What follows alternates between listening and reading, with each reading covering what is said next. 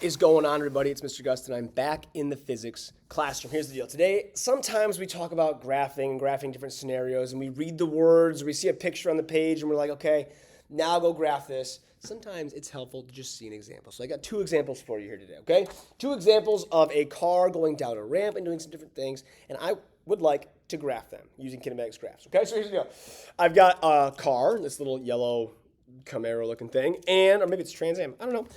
And I've got my track. My track today is two different things, okay? I've got two different tracks kind of set up over here. Let's look at the first one. Okay, the first one, as you can kind of see, held up by my magnet right here. It's going to go down this ramp and off the edge, so let's just watch it real quick.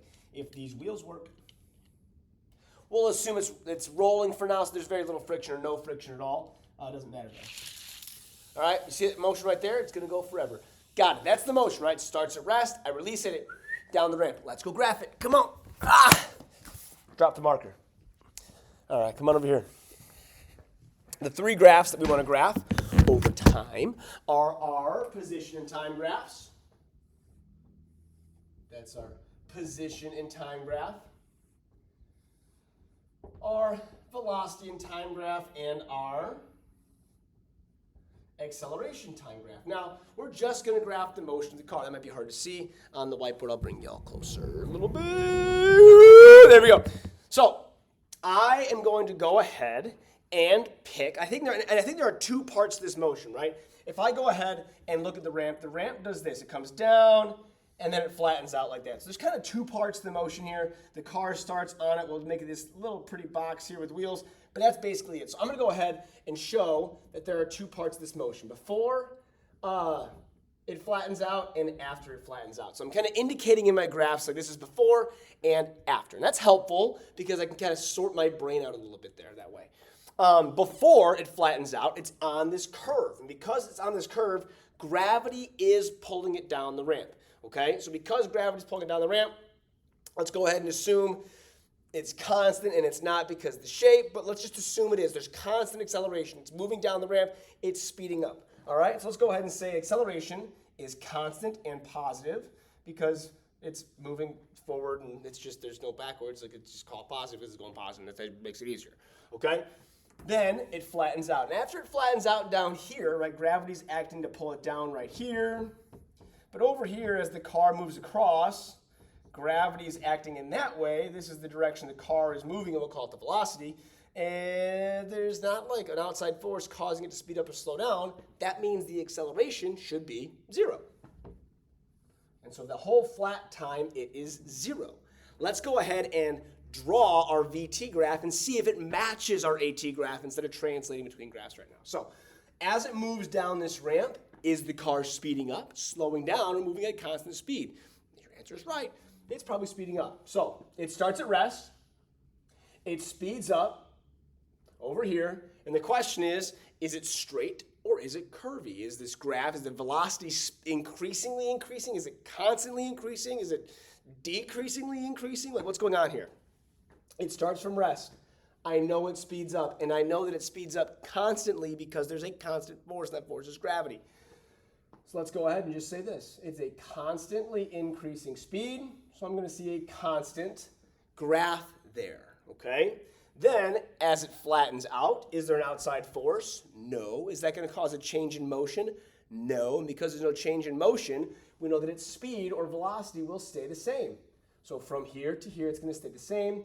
That means that I'm going to see a flat line. Does that happen to match our acceleration graph? Well, the acceleration here was all positive, and the slope of my VT graph over the same interval is positive. I know the slope of the VT graph is the acceleration. Well, if that slope is constant and positive, and my acceleration is constant and positive, those things match up. Over here, my slope is 0. The slope of the VT graph is acceleration. If my slope is 0, my acceleration had better be 0. And what do you know? It is over that same interval. These things match up. That's really cool. Let's go to the position time graph here. It gets a little weirder, but let's just try it, right? As this object, or this car, goes down the ramp, we know it speeds up. That means it's covering, early on, a little distance over time. And as it speeds up, it covers more and more distance over time. So where does it start? Let's say it starts at 0. Where does it end up? Let's say it ends up somewhere over here. It ends up at that position, right? I don't know. Does it get there moving in a constant motion or an increasing motion or increasing position, right? Well, we know that the velocity is increasing. So over the first interval of time, it travels a little distance. Over the next interval of time, it travels a little more distance, then a little more distance. So we know that this position time graph is going to be increasing. It's going to be concave upward in this fashion, right? Okay? After it reaches that flat part, is the car still moving forward? Of course it is. You watched it go off the screen. So is the car still changing its position in the same direction? Of course it is. It's just changing its position at a constant speed. So if this is my position now, after a certain time interval, it'll be here. And then after the same time interval, it'll be there. And after the same time interval, it'll be there. Which means I get this, it's terrible, I get this constant slope. Okay, so this is what my graph would look like. Does it match the VT graph? Well, I know that the slope of this graph tells me VT. Is the slope of my graph constant? No, the slope of my position time graph is increasing. So the VT graph is also increasing. That matches. What about over here? Well, the slope of this graph is constant, and my velocity over here is constant. That matches. This is how we would graph that motion.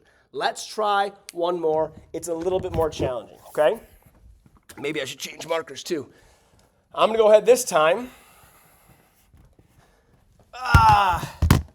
and throw this little, I don't know what this is called even, a little cabinet, little drawer, little thing in between. So now what I'm seeing here, I'm seeing a ramp, into it flattening out, into another ramp. All right, so I've got dropping off, flattening out, dropping off. You with me? Let's watch this motion. So what I see there is it speeds up, constant speed, speeds up in the same direction, right? Let's go graph that motion with a different marker this time. And if you want to give it a shot, pause the video and do it yourself, go for it. But I'm going to do the VT graph, XT, VT, and AT graph, and I might do this one a little bit quicker this time, okay? Because we should be getting pretty good at this process. I got an XT graph.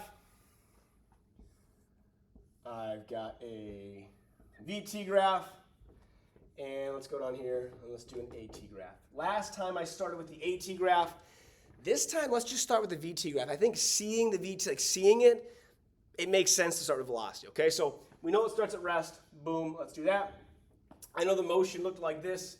Let's just say the motion was kind of like down the ramp, flat-ish, and then like this. So the car started here, and I know the car was curved. Let's just say it started here. So we've got this part of the graph, right? This part of the motion is down the ramp first, then it flattens out, and then it goes down the ramp again. But now, if you look closely, let's just go ahead and say this part of the ramp after was a little bit shallower. So not quite as steep, right? So it went down a steep ramp, flat, and then a less steep ramp. That matters. I see 3 parts to this motion. Let's divide this up. 1, 2, 3. 1, 2, 3. 1, 2, 3. Those 3 different parts of the motion, right? So initially we're at rest. After some time, we are moving in the forward direction. Let's just call that positive. You can call it negative if you want to. Why would you call it negative? Let's just call it positive, okay? So it's moving that way.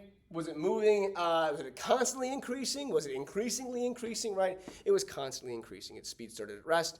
It had a constant force on it. It changed consistently. So let's go like this. Boom, okay? Speeds up. Then it goes to our flat part. Across the flat part, there's no outside force causing that change, so it should be the same speed before and after that flat part. Let's go ahead and sketch that out. It's flat, it doesn't increase its speed. Then it hits the second part of this downward ramp, but that ramp is not quite as steep. So is it going to increase its speed? Yes. Will it increase its speed as much as it did before? No, it's a shallower ramp. You know what's going on. So after that time interval, let's say it's not very much faster, but it's a little faster. And the question is, was there a constant force or a changing force down that ramp? It was gravity, constant force. So not curvy. Let's connect that dot there. So I see a pretty steep slope, a flat slope, and then a less steep slope. We started with the VT graph. I think right now the next move is to go to the AT graph because I can look at the slope here and say, hey, what's the slope here? That will help me figure out what's going on with the acceleration time graph. So this slope here is very positive, which means my acceleration is very positive because by definition, the slope of the VT graph is AT. What's the slope over the next interval? That slope over the entire interval is 0. Because it's 0, my acceleration is 0. Also, make some connections, right? Build that physics brain. There's no outside force. If there's no outside force, there's no change in speed. If there's no change in speed, then there's no acceleration. That's the definition of acceleration. Forces cause changes. Forces cause accelerations. No force, no outside force, no acceleration. Got it. Over here, is there a change in speed? Yes. What causes that change in speed? An outside force. Is that outside force causing acceleration? You betcha. Is that acceleration bigger, smaller than, or the same size as over the first interval? It's smaller. The slope is smaller. Therefore, is it still positive? You betcha, but it's smaller than it was before. This is my AT graph. Is it a weird graph? Yeah. No one said it was a continuous function, but it's still the graph, okay? Last one, working backwards to the position time graph. Did it speed up as before? Yup. It sped up as before. So it moved its position. It started here at position 0. It moved to there forward, and because it moved there and sped up, we know that that curve needs to be concave upward. So we're going to open it like that. Then it moved at a constant speed, which means it still moved forward, but it moved forward at a constant speed. So let's go ahead. Oh boy, I need to change this graph a little bit because I am going to end up way off this page. Let's just say it's concave up like this. Then its position changed, so I'm kind of concave up if I can do that here. And then it's constant to here, right? It goes constantly there. Then it's going to continue to increase, continue to speed up, but it's going to speed up at a slower rate. So I'm going to try my best to make it like less concave up. So constantly moving forward, it's going to continue to constantly move forward, but maybe not like so much. So it's still going to be kind of like very slowly concave upward, right? It's not slowing down, right? So it's not. I wouldn't be moving it off like this way, right? It's still moving forward, but it's kind of moving forward less, right? So I see this concave upward, then consistent, then less concave upward. These are my 3 graphs. You got 2 examples of graphs for kinematics on one-dimensional motion. If you got questions, drop in the comments, send me an email, ask me in class. All right, till next time. See ya.